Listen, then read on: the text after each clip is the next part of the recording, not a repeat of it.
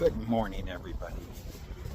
I normally don't give financial advice, but since I'm down here in St. Martin, just sitting around waiting to go to the beach, I thought I'd try something new.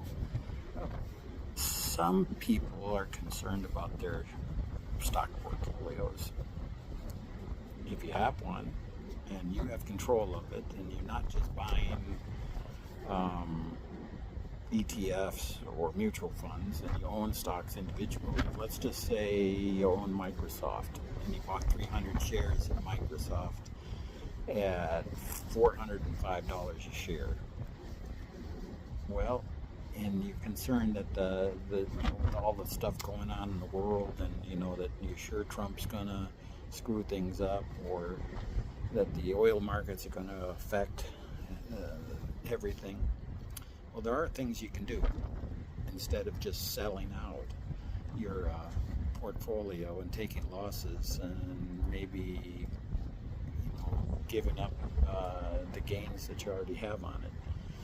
One of the things I do is I buy options, and in this case I actually own 300 shares of Microsoft at $405, and I bought some put options.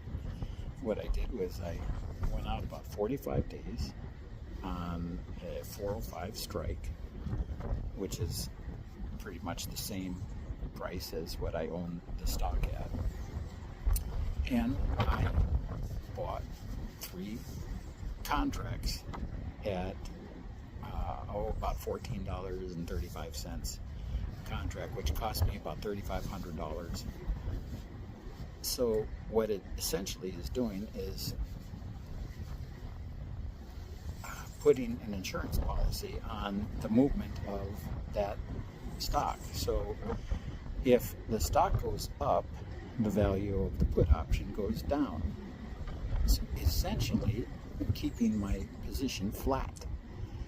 Of course, there's time decay and all kinds of other, little discrepancies in the market, so it won't be exactly a match. So if, in other words, if the stock goes up $1, I would make $300 on Microsoft, and the options may not go down exactly $300.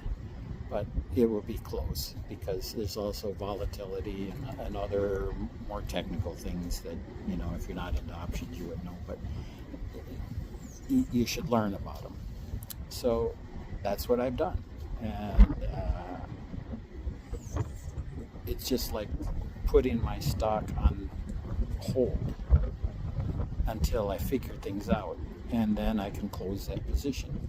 Now, it's important to do an option with about a 45-day time horizon, and that will give you about a 15-day period before you're going to have a significant decline in the value of the option, because it's all the Black-Scholes thing and on all of the technical stuff, and I don't want to go down that route with you.